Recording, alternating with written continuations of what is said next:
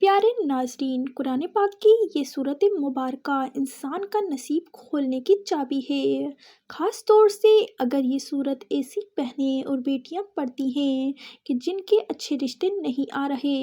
یا جو اپنے گھروں میں خوش نہیں ہیں، انہیں ایسا وظیفہ بتانے والی ہوں جو دنوں میں ان کے نصیب کو کھول دے گا۔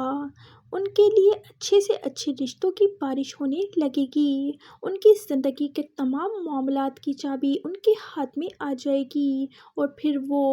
اپنی زندگی کے ہر معاملے کو جس انداز سے چاہیں، جس طرح سے چاہیں، اپنی مرضی اور منشا کے مطابق ہینڈل کریں۔ اگر غیر شادی شدہ ہیں تو وہ لوگ دیوانوں کی طرح رشتے لے کر آپ کے پیچھے پیچھے ہوں گے اور آپ کی ایک ہاں کے منتظر ہوں گے، لیکن اگر میری ایسی مائیں اور بہنیں یہ سورت مبارکہ پڑھیں گی جو کہ شادی شدہ ہیں تو اس وظیفے کی برکت سے ان کے شوہر بچے ان کے پیچھے پیچھے ہوں گے، اور ان کی ہاں میں سب کی ہاں اور نہ میں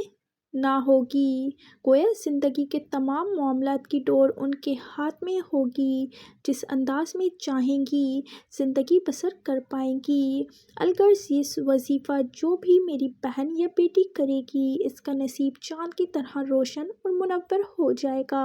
اور اگر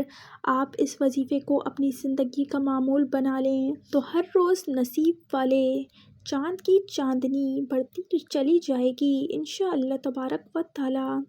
پیارے ناظرین کرام، جیسا کہ آپ سب یہ بات بخوبی جانتے ہیں کہ آج کل تقریباً سبھی ماں باپ اپنے بچوں اور خاص طور پر بچیوں یعنی اپنی بیٹیوں کے نصیب کو لے کر بہت پریشان رہتے ہیں۔ سب سے بڑی پریشانی والی بات یہ ہے کہ ان کا مناسب اور معقول رشتہ نہیں ملتا،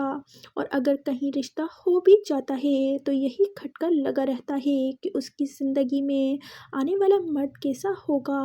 نئے لوگ جو بیٹی کی زندگی میں شامل ہونے والے ہیں وہ کس طرح کے ہوں گے، یعنی ان کا سسرال کیسا ہوگا، اور اسی طرح کی ہزاروں قسم کی پریشانیوں نے ماں باپ کو گھیرا ہوا ہے۔ پیارے ناظرین، آج میں آپ کو جو وظیفہ بتانے والی ہوں، اسے اگر آپ اپنی زندگی کا معمول بنا لیتے ہیں تو یقین کیجئے کہ اگر آپ کی 9 یا 10 بیٹیاں بھی ہوں گی تو اس وظیفے کی برکت سے وہ سب کی سب اچھے گھروں میں بیائی جائیں گی، بڑے سے بڑے خاندان آپ کے پیچھے پیچھے ہوں گے، اور آپ کی تمام بیٹیاں کب بیائی جائیں گی آپ کو پتہ بھی نہیں چلے گا، یعنی آپ کو کسی بھی قسم کی کوئی پریشانی نہیں ہوگی۔ اللہ ایسے اسباب مہیا فرمائے گا کہ آپ کے تمام معاملات خود بخود حل ہوتے چلے جائیں گے۔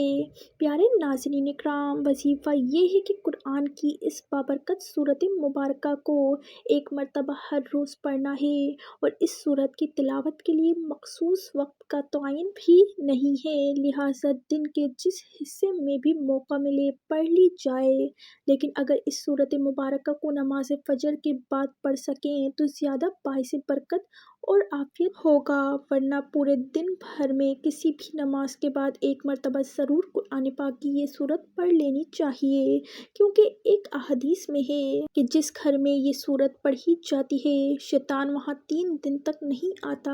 اور جب پڑھی جائے تو جس قدر سہولت ہو پڑھنا درست ہے۔ اس سورت مبارکہ کا پڑھنا باعث برکت و ثواب ہے۔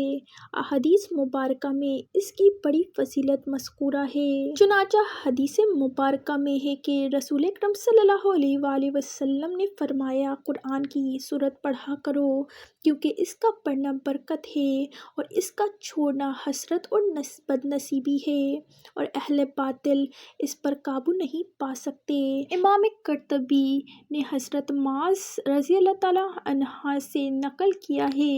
کہ اس جگہ اہل باطل سے مراد جادوگر ہیں۔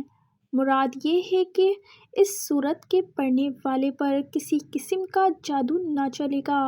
نیز حضور پاک صلی اللہ علیہ وآلہ وسلم نے فرمایا، جس گھر میں یہ سورت پڑھی جائے شیطان وہاں سے بھاگ جاتا ہے، جبکہ اس کو چھوڑنے والوں کے لیے حسرت اور بد نصیبی سے مراد یہ ہے کہ ایسے لوگوں کے نصیب کے تالے بند ہی رہتے ہیں جو اس سورت مبارکہ کو پڑھتے نہیں ہیں، لہٰذا اس سورت مبارکہ کو ہر روز پڑھنے سے نصیب کے بند تالے بھی کھل جاتے ہیں۔ ایک اور روایت میں ہے کہ رسول پاک صلی اللہ علیہ وآلہ وسلم نے فرمایا، یہ سورۃ مبارکہ سنام القرآن اور سروۃ القرآن ہے۔ سنام اور سرو ہر چیز کے اعلیٰ و افضل حصے کو کہا جاتا ہے۔ اس کی ہر آیت کے نزول کے وقت 80 فرشتے اس کے جلو میں نازل ہوئے۔ تفسیر ابن کثیر۔ پیارے ناظرین، جان لیجیے کہ یہ سورۃ مبارکہ قرآن کریم میں ایک بیش بہا خزانہ ہے، اور بزرگان دین نے اس سورۃ مبارکہ کو انسان کا نصیب چمکانے کی چابی قرار دیا ہے۔ جیسے جیسے آپ اس سورۃ مبارکہ کو پڑھتے جائیں گے، آپ کے بند نصیب کے تالے کھلتے ہی چلے جائیں گے۔ پیارے ناظرین اکرام، یہ قرآن پاک کی دوسری سورۃ مبارکہ ہے۔ قرآن کریم کی سب سے بڑی سورت یعنی سورۃ البقرہ ہے۔ بے شمار احادیث مبارکہ میں سورۃ البقرہ کی